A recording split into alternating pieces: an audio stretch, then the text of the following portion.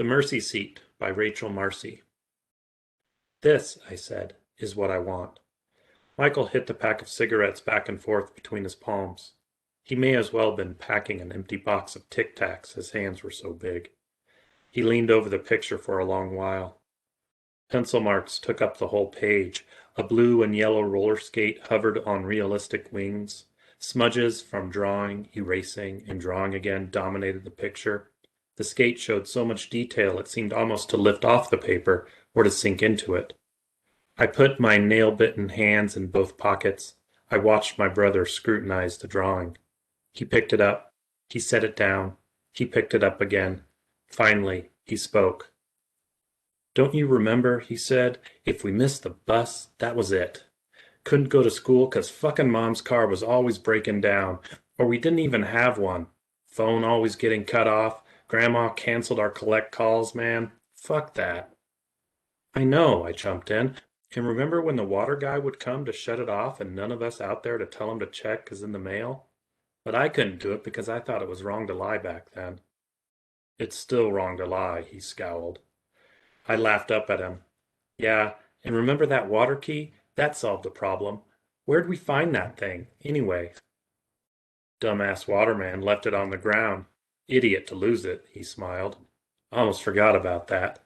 I watched his mouth twist into a sneer. "You only remember the good stuff.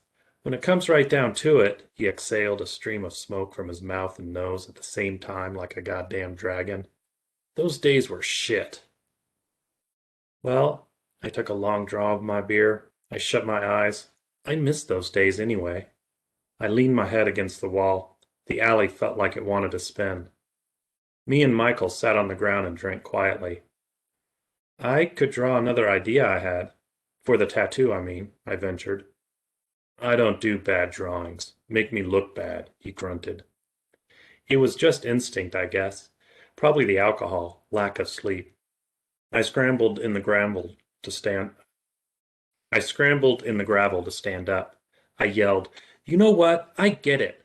I threw my beer bottle against the wall. It shattered. Amber liquid washed down the beautiful mural. "I get it, Saint Michael the Mighty." Then I turned away from him and reached into my bag. My face felt stretched. I dug around in my purse looking for Kleenex. My hands felt only cold plastic things, then sharp bite of metal. I held my car keys up in triumph. Michael stood up slowly. "Just show me how to get out of here and I'll be on my way." I felt so tired. I just stared at his neck. Michael leaned over, picked up the shards of brown glass, and put them in the trash can at the corner of the alley. He trudged over to the spot where we had been sitting and picked up the other empty bottles and dropped them gently also into the trash can. "This way." Michael walked me through the maze of the parlor. We didn't see any of his honchos. At the front desk he handed me a few business cards. The Mercy Seat, KC, Missouri. I took them in silence. Outside, Michael leaned on my car. All the lines drawn on his skin by his friends, and all the lines drawn on his skin by time, caught the shadows coming off the headlights and deepened.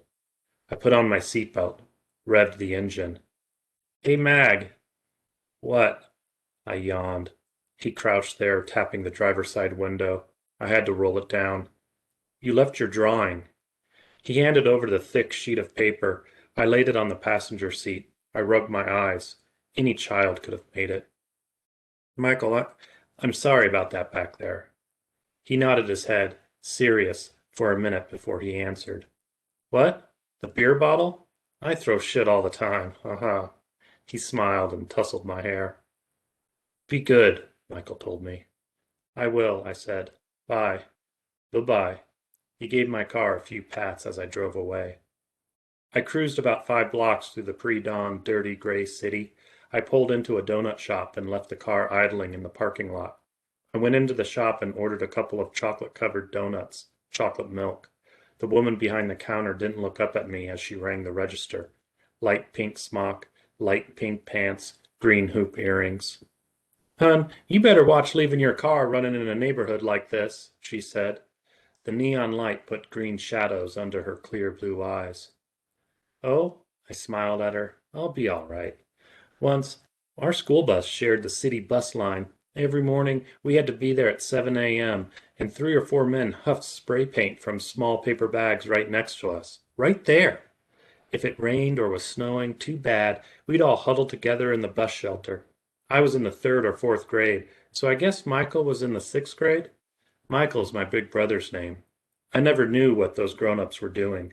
I only asked my brother later why they had silver mouths. I think of it now, you know.